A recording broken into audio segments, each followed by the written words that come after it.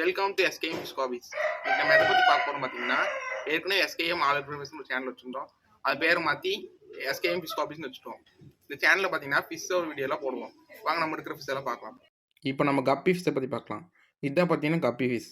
இது பார்த்தீங்கன்னா parent fish. இதோட ஃப்ரைஸ்லாம் தனியாக இருக்காது, நான் அப்புறம் காமிக்கிறேன்.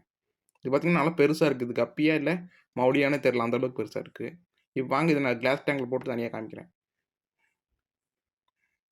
இப்போ இதை கிளாஸ் டேங்கில் போட்டாச்சு. இப்போ பாருங்க நல்லா தெரியுது. ஃபீமேல் ஃபிஷ் எப்பயுமே மேல் ஃபிஷ் உடையும் பெருசாக தான் இருக்கும். இப்போ மேல் ஃபிஷ்லாம் தனியாக போட்டு அது பார்க்கலாம் வாங்க.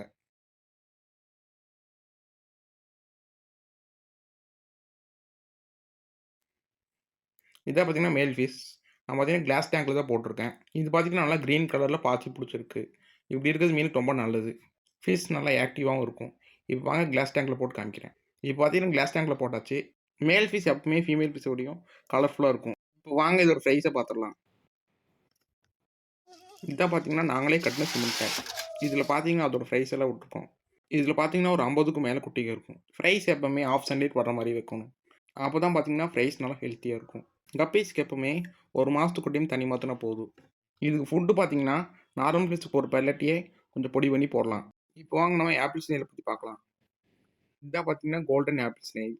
இது ரொம்ப ஃபாஸ்ட்டாக ப்ரீட் ஆயிடும். அதனால் இது ஏரி குளத்துலலாம் விடாதீங்க, அதிக அளவு பெருக்கிடும்.